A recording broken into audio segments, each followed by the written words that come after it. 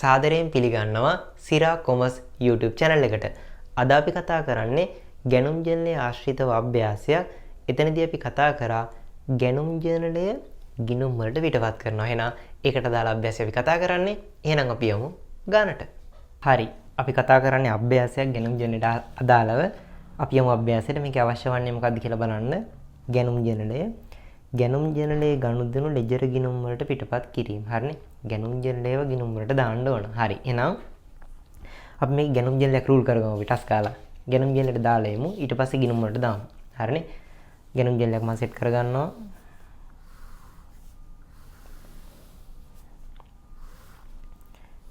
මෙතන ලෙජර් පිටුවක් යන වටිනාකම ඉන්වොයිස් අංකය. හරි. මෙතන ගැනුම් ජර්නලය කියලා ලියමු. ගැනුම් ජර්නලය මෙතන දිනය සැපයුම්කරු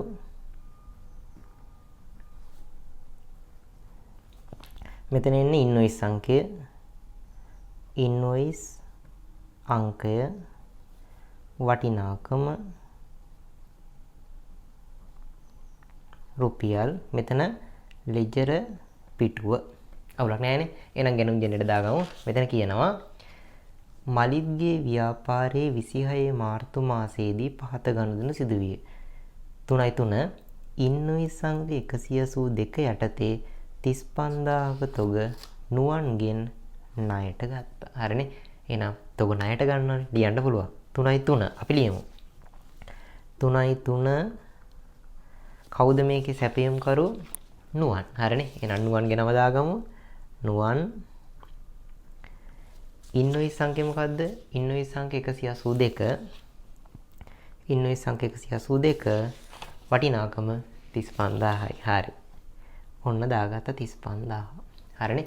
ඊට පස්සේ අපි යන් ඊළඟ ගනුදෙනුවට 3.9 ඉන්වොයිස් අංක 17 යටතේ 44000ක තොග සුමිත්ගෙන් ණයට ගත්තා. තොග ණයට ගන්නවා. එහෙනම් 44000යි 3.9 3.9 වෙනිදා සුමිත්ගෙන් ගන්න ඉන්වොයිස් අංක කීයද බලන්න. ඉන්වොයිස් අංක 17 වටිනාකම 44000යි. ඉන්වොයිස් අංක 17 44000යි. අවුල නැහැනේ. හරි. ඊට පස්සේ මෙතන වවුචර් අංක 11 යටතේ 25000ක තොග ලලිත්ගෙන් අත්පිට ගත්තා.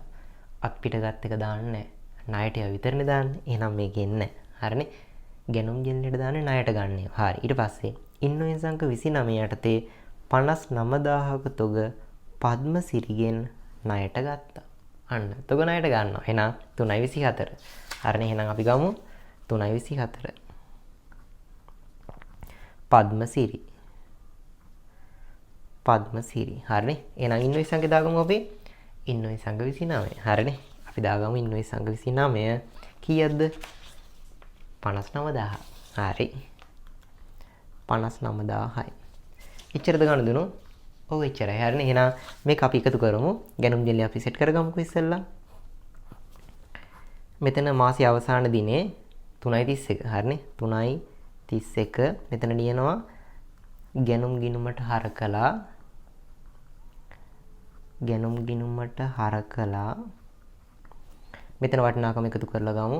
9 4 13යි 18 එකක් ඉතුරුයි 8 5 13යි. හරිනේ. 5 3 9 9 18 එකක් ඉතුරුයි 4 7 8 5 13යි. හරියට හරි. ගිණුමට දාමු. එහෙනම් ගිණුම් ටික ගහගමුද? හරි. එහෙනම් ඔන්න සෙට් කරා ගිණුම් ටික.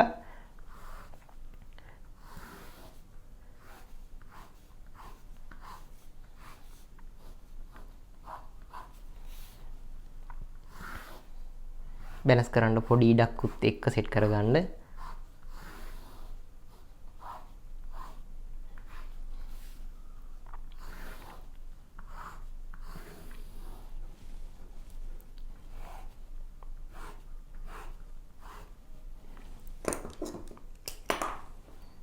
හරි.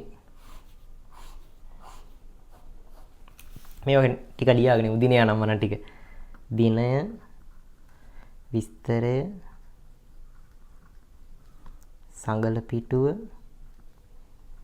වටිනාකම රුපියල් දිනය විස්තරය සංගල පිටුව වටිනාකම රුපියල්. හරිනේ. ආයෙත් ගමු. දිනය විස්තරය සංගල පිටුව වටිනාකම රුපියල්. දිනය විස්තරය සංගල පිටුව වටිනාකම රුපියල්. හරි ගමු. දිනය විස්තරය සංගල පිටුව වටිනාකම රුපියල්. දිනය විස්තරය සංගල පිටුව වටිනාකම රුපියල්. හරිනේ. තව ගිණුමක් ගහගමු කොකටත් කියලා. හරිනේ.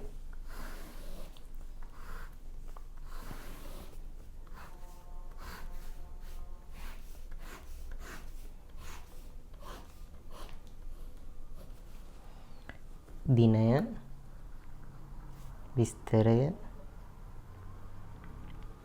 සංගල පිටුව වටිනාකම රුපියල්. දිනය විස්තරය සංගල පිටුව වටිනාකම රුපියල්. අවුලක් නැහැනේ. හරි එහෙනම් චෙක් කරගමු. ඔන්න එහෙනම් ගිණුමට දාන්න ගිය මතකද? ඉස්සෙල්ලා ගෙනුම් ගිණුමට දාන්නේ. ගෙනුම් ගිණුම සෙට් කරමු. ගෙනුම් ගිණුම. ගෙනුම් ගිණුමට හර කළා 138ක්. හරිනේ. එහෙනම් ගෙනුම් ගිණුමට හර කරා 138ක්. දිනේ දාගමු 3.31. ලියන්නේ නයිමියෝ. ඒක ඉස්සෙල්ලා දාගෙන ඉන්න.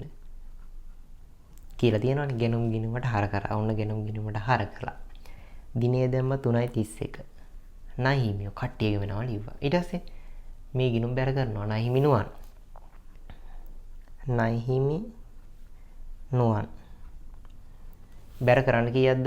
35000ක්. නයිමි නුවන් බැර කරා 35000යි. ලියන්න ගෙනුම් කියලා.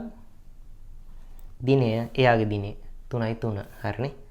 3.3. ඊට පස්සේ නයිහිමි සුමිත්.